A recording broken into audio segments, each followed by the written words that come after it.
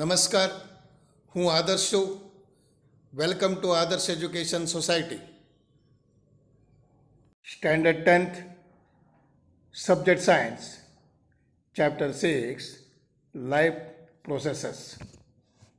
Dear students, today we will discuss transportation in plants. See the spelling here, transportation, transportation. So what do you mean by transportation? Transportation means the materials or anything sent from one place to the another place. So that is we are calling transportation. See the transportation in the plants. For example, you know that the plants need water and minerals. So that they are getting from the environment, means from the soil. Okay, from the soil through the roots, it should transfer to all over the plant's body. So means you see that here it should reach. So here the transportation is needed. And one more example you can say that, see, for example, leaves prepares food by taking carbon dioxide from the environment. Whatever the leaf food is prepared in the leaf, it should reach to all over the plant's body. So means see the transportation. Okay. And for the photosynthesis, carbon dioxide is required. This should reach to all over the plants. So here also transportation is required. So in plants, transportation takes place in three ways. One is water and minerals absorbed by the roots, it should transport through the xylem into all over the bodies. And another one is sugar or carbohydrates, glucose we are saying, that is prepared in the leaves by taking the carbon dioxide from the atmosphere using the chlorophyll. Photosynthesis, by the photosynthesis it should, and plant is transporting through the pollen. And then gaseous exchange means through the photosynthesis and respiration through the stomata it takes place. Okay, so like this way these are the transportation in the plants. Now we'll see the text lines. See how plants take in the simple compounds such as carbon dioxide and photosynthesis energy stored in their chlorophyll containing organs, namely leaves. So this already I told you. See, plants take carbon dioxide, simple compound, and photosynthesis using the chlorophyll preparing the food. That process we are calling photosynthesis, and namely in the organ is in the leaves. Okay. The scientists should transport to all over the bodies. The other kind of raw materials, basic materials needed for building the plant bodies will also have taken up separately. See, plants need even other raw materials are also needed for building their bodies. This also should take up separately, means from the environment. And here from the environment is plants taking these materials from the soil. So, for plants, the soil is the nearest and richest source of raw materials. So, soil is the nearest and richest source of raw materials like nitrogen, phosphorus, and even other minerals. Okay. Then, the absorption of these substances therefore occurs through the part in contact with the soil. So, the absorption where it takes place? It takes place which part is contacted with the soil, namely the roots. So root is absorbing. See, if the distance between the soil containing organs and chlorophyll containing organs are small,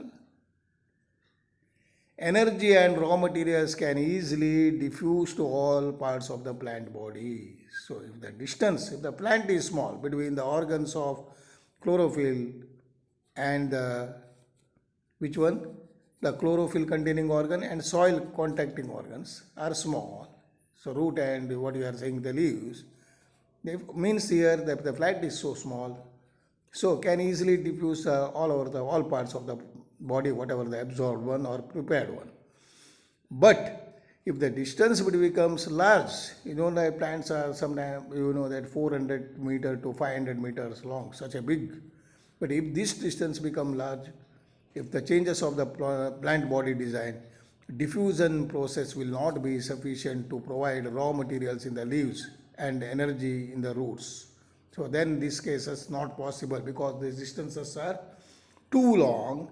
So a proper system of transportation. So another transportation is therefore essential in such situations. Okay.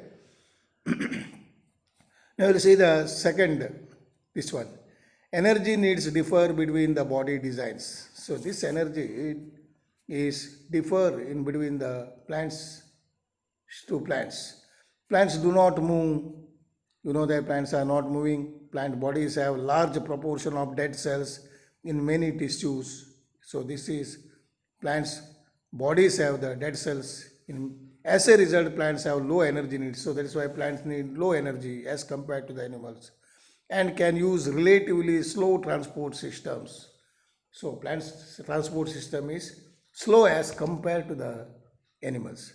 So the distance over which transport systems have to operate, however, can be very large in plants such as very tall trees. So there the distances over long trees, so distances between the trees are long, then transport systems have to be operated.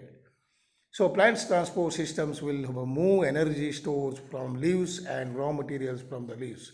See, from the leaves and from the roots, that it should transport to all over the bodies. So for these, two pathways are constructed as independently organized conducting tubes with that. For the plants, as independently organized constructed conducting tubes, means carrying tubes with that. One is the xylem and another one is the phloem. See, xylem and phloem, XYLEM, PHLOM. This xylem moves or carries water and minerals from the roots to all over the bodies, and the phloem is in the leaf, transports products photosynthesis. The phloem transporting the food from the leaves to all other the parts of the plants.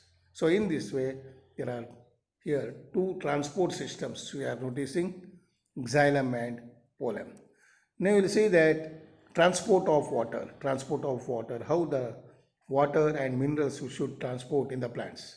In xylem tissue, vessels and tracheids of the roots, vessels and tracheids, vessels means the tube-like long structures, tracheids, elongated cell, these are present in the roots, stems and leaves are interconnected to form a continuous system of water conducting channels.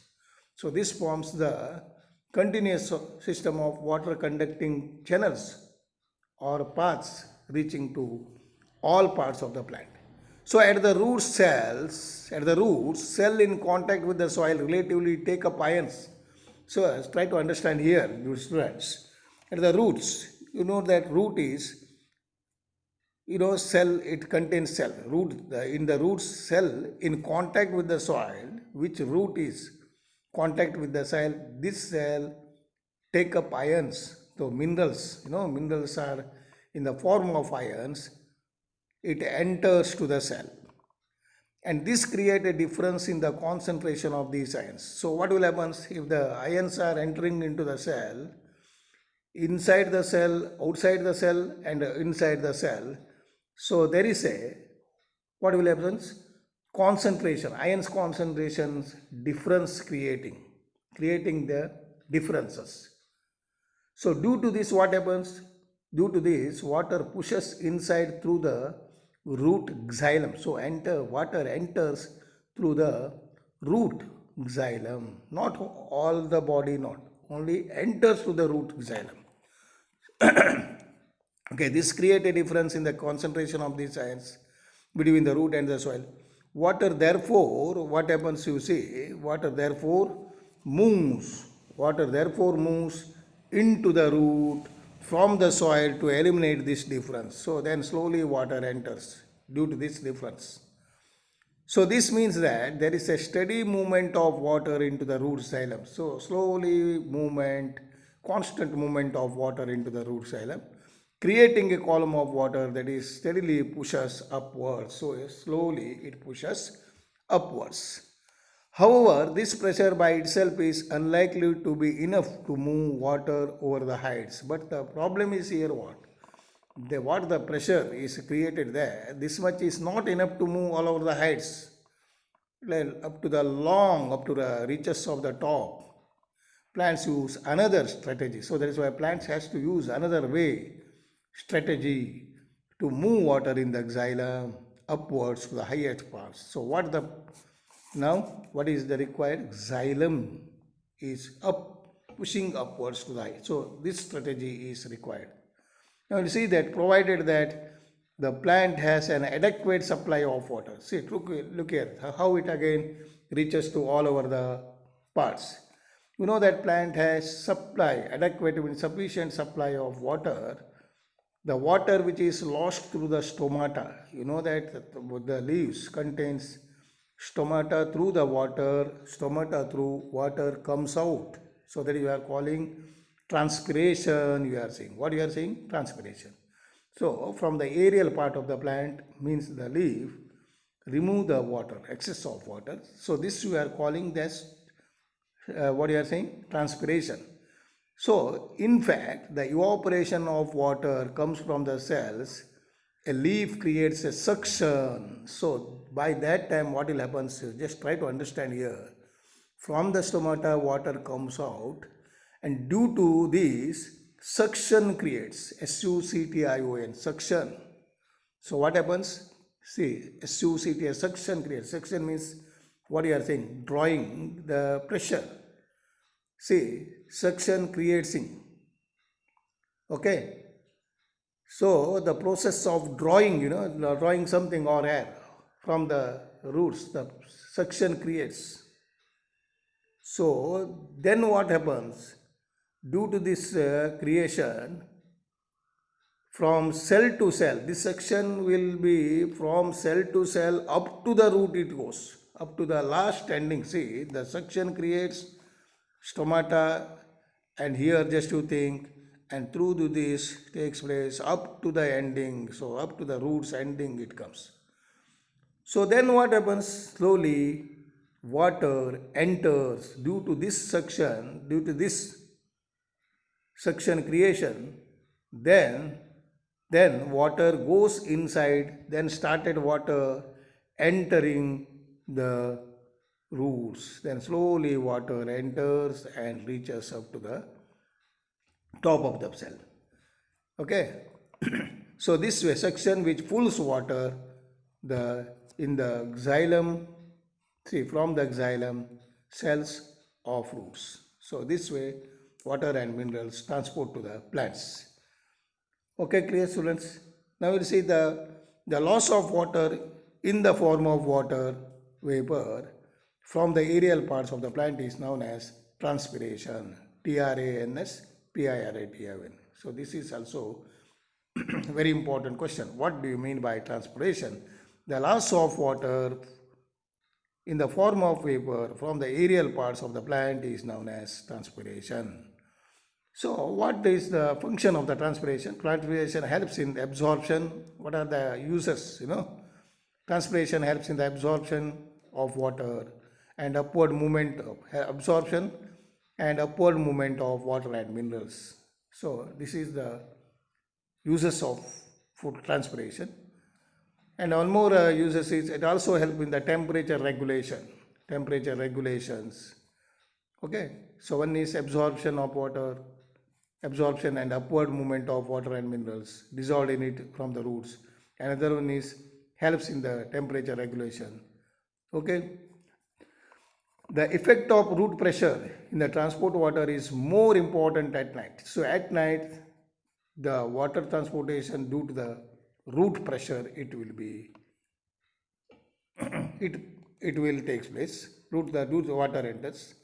During the day when stomata are there, stomata open, the transpiration full becomes the major driving force in the movement of the water in the xylem. So at night due to the root pressure, and during the day transpiration full.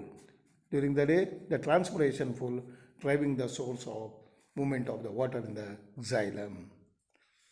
The next heading is transportation of food and other substances. So now we have completed water, but now you see the transportation of food and other substances. So far we have discussed the transport of water and minerals in the plants. Okay.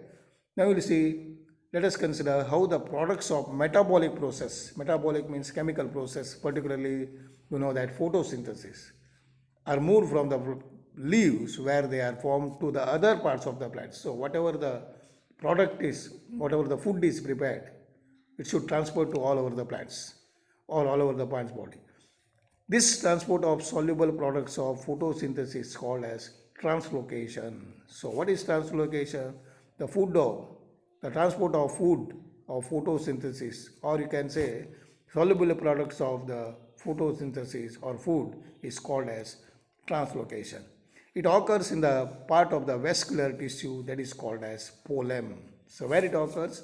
In the phloem, phloem. Besides the product of the photosynthesis, even other, at the time when the products of photosynthesis, the phloem also transfers amino acids and other substances. You know that glucose is producing there, and even other substances, amino acid, even other substances also producing, and this also should be transports. And these substances are especially delivered to the, where it delivers, it carries to the storage organs of the roots, fruits and seeds, and also to growing parts, growing organs. So this all will be they are supplying to these parts. Okay. The translocation of the food and other substances takes place in the sieve tubes with the help of the adjacent companion cells. You know that the food or the translocation of the food, TRANSLOCAT, of the food and even other substance takes place in the sieve tubes and the adjacent companions with the help of adjacent companions, both in the upward and downward directions. So you know that what is this sieve tubes and companion cells? So these are the parts of the xylem. The ninth standard you learned. Sieve tubes, companion cells. Okay. Then what you are saying? Parenchyma. Okay, phloem, parenchyma and phloem fiber. So these are all the parts of the, which one? Xylem. So for this, sieve tubes and companion cells are helping the food transportation, okay, upwards. And unlike transport in the xylem, which can be largely explained by the simple physical process. So unlike in the xylem takes place, what you are saying, simple physical movement, that much energy is not required there. But now translocation food in the phloem is achieved by utilizing the energy. See here energy is required, and this energy will be, this energy is required, energy, material like sucrose is transport. You know that it's a, say, try to understand here. Sucrose, sucrose is prepared in the, where in the leaves, that is the complex form of the glucose is transported in the phloem tissue using the energy from the ATP. So for this energy using the ATP, you know that this increases the osmotic pressure of the tissue, causing water to move into it. So try to understand here, students.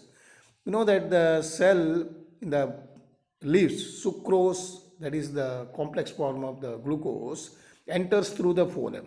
Enters. Okay, slowly it enters through the phloem. You know that by the side of this, xylem will be there. So then in the phloem, what osmotic pressure creates there? Why? Because the xylem, by the side xylem, the water is what entering there, and due to this osmotic pressure creates, so this osmotic increases the, and due to this materials move from high pressure to the lower pressure. So what will happen? from the source means from where it is prepared to the sink means to the where it is required it moves. So this increases osmotic pressure of the tissue causing water to move it. This pressure moves the material in the phloem to tissues which have less pressure, where the required is there, where higher pressure to the lower pressure materials moving. So this allows the phloem to move material according to the plant's needs. So this way, plants, what you are seeing, transportation takes place.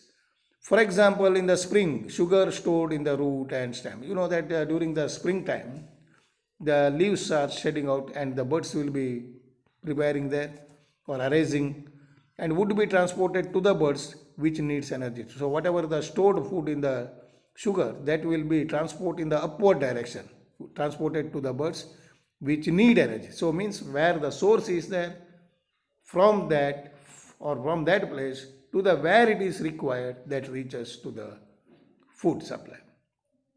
So this way transportation of food takes place in the plants. Okay, dear students, you have completed transportation.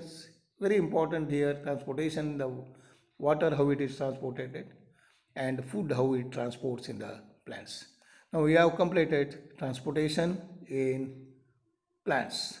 Okay, we will discuss the next one, excretion in the plants, in the next video. Till that, goodbye. Thank you for joining us.